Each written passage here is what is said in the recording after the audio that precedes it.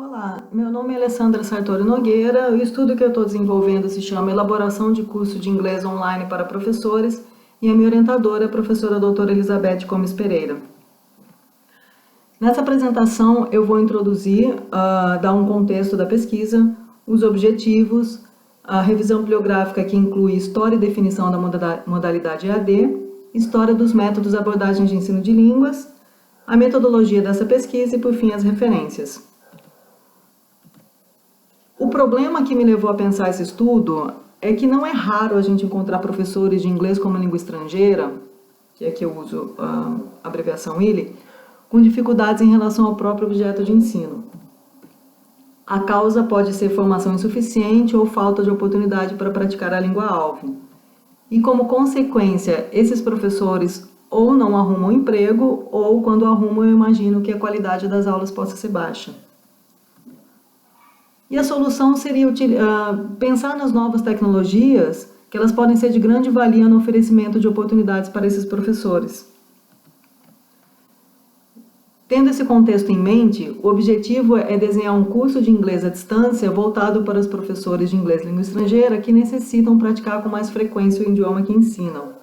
E assim oferecer oportunidade de formação continuada, aproveitando as vantagens que as tecnologias oferecem. Porque antigamente era impensável um curso de inglês à distância que conseguisse abarcar as 4 habilidades, né? Fala, escrita, compreensão auditiva e leitura. Com as novas tecnologias, por exemplo, principalmente fala e compreensão auditiva, se tornam muito mais factíveis para um curso à distância. E as perguntas que guiam esse estudo, principalmente são: que ferramentas online podem ser utilizadas para o desenho de um curso à distância de inglês? E quais tecnologias permitem a prática das 4 habilidades? Fala, escrita, compreensão auditiva e leitura. Nessa revisão bibliográfica, em que eu incluo história e definição da modalidade EAD, ao invés de eu colocar cada autor para cada frase que eu coloco nos slides, eu resolvi colocar todos os autores aqui, que eu me baseei no momento, e na história das abordagens e métodos de ensino também, para não ficar repetindo, né, os autores o tempo todo cada vez que eu cito alguma coisa. Então, esses são os autores, basicamente, que estão embasando essa revisão bibliográfica. Futuramente, minha revisão bibliográfica vai incluir formação de professores de inglês, ferramentas da Web 2.0 e ensino de inglês língua estrangeira à distância na contemporaneidade, já envolvendo novas tecnologias. Bom, em relação à história e definição da modalidade EAD, a EAD é uma modalidade de ensino em que professores e alunos estão separados fisicamente no tempo e ou no espaço.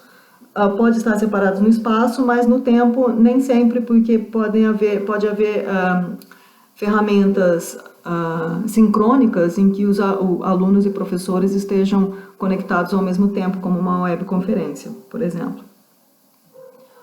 No Brasil, ela é definida oficialmente pelo Decreto 9.057 de maio de 2017. Embora esse decreto fale em tecnologias para a realização de uma educação à distância,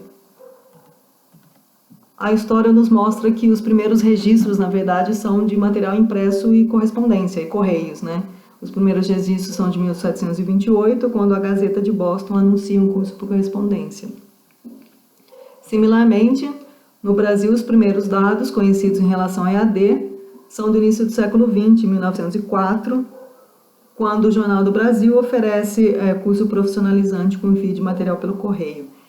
Esses cursos pelo correio e com material impresso fazem parte da primeira geração de EAD. A segunda seria já a utilização de alguma tecnologia, como rádios e TV. E a terceira geração, que nós conhecemos hoje, usando as novas tecnologias que permitem interatividade e sincronicidade. Rádio e TV, por exemplo, o aluno poderia ouvir, assistir às aulas, mas não havia interatividade. Quer dizer, qualquer pergunta deveria ser feita, por exemplo, pelo correio, qualquer pergunta ao professor. Hoje as novas tecnologias, obviamente, permitem tudo isso, permitem interatividade. E com as novas tecnologias, nós passamos do D-Learning, que seria o Distance Education, para E-Learning, M-Learning. O D-Learning seria qualquer modalidade EAD, qualquer modalidade à distância. E-learning entra electronic, já tem o uso de algumas tecnologias, como os computadores desktops, mas ainda conectados por fios. Web learning significa mobile e envolve o uso das novas tecnologias, como tablets e smartphones sem fio, quer dizer, existe a mobilidade na aprendizagem. E com Web 2.0, mais Web Learning, Web 2.0 que permite a colaboração dos usuários. Isso é muito importante, por exemplo, para o ensino de escrita, em que as pessoas, os usuários, os aprendizes de inglês, né, podem colaborar, escrever textos em inglês e postar na Web 2.0.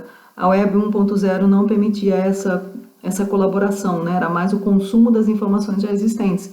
Então, a escrita, o ensino de escrita deveria ser feito por outras formas. Quer dizer, a Web 2.0 já permite isso com mais facilidade.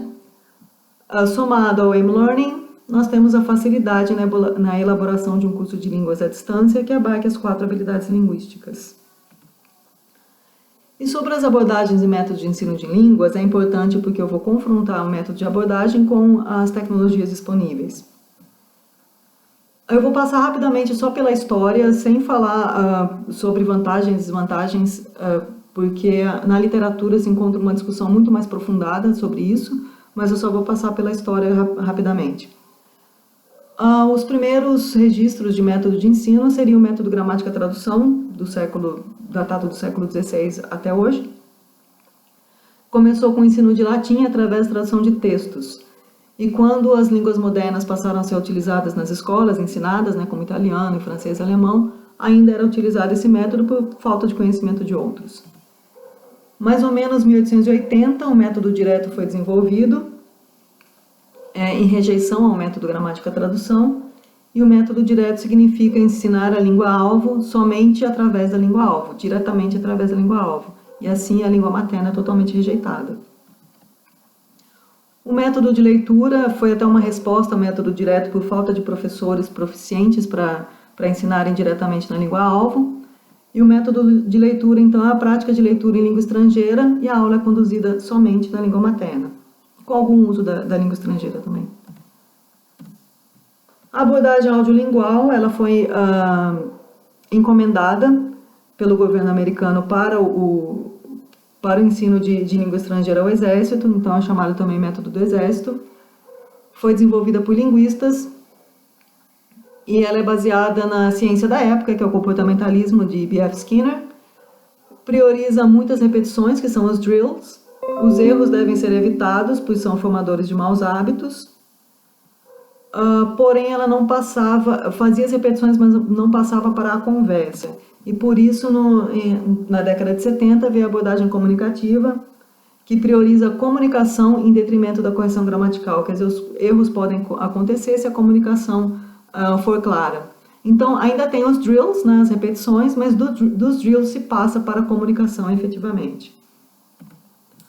É a abordagem mais utilizada hoje em dia, embora na contemporaneidade também se discuta o ecletismo, que seria a era pós-método.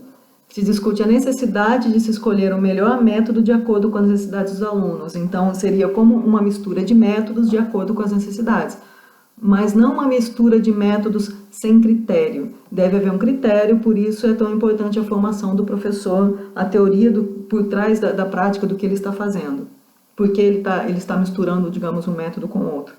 Tem que ter o conhecimento, não é uma mistura sem critérios. Tendo isso em mente, as novas tecnologias e as abordagens de ensino, a metodologia para o desenvolvimento desse curso, primeiramente, envolve a escolha do nível linguístico, que eu já pensei que seria B1, B2, porque estou pensando em professores de inglês que já têm, então, algum conhecimento da língua. O B1, B2 ele é considerado intermediário, segundo o CEFOR, que é o Common European Framework of Reference for Languages. É uma referência feita pelo Conselho Europeu, usado mundialmente como uma referência o que é intermediário, o que é básico, o que é avançado. Em seguida, levantamento de ferramentas da Web 2.0, tem alguns autores que eu já estou utilizando, mas ainda vou pesquisar outros. Análise dessas ferramentas contrastando com a abordagem comunicativa e o ecletismo. para ver quais ferramentas são as mais efetivas na prática das 4 habilidades e da comunicação. E por fim, a elaboração do curso de inglês, direcionado a professores de inglês que necessitem da prática extra dessa língua-alvo. Por hora, não haverá aplicação do curso por falta de tempo, teria que passar pelo comitê de ética e tudo mais. Então, ficará para planos futuros. Essas são as referências utilizadas nessa apresentação, embora no projeto existam outras referências. E obrigada pela atenção.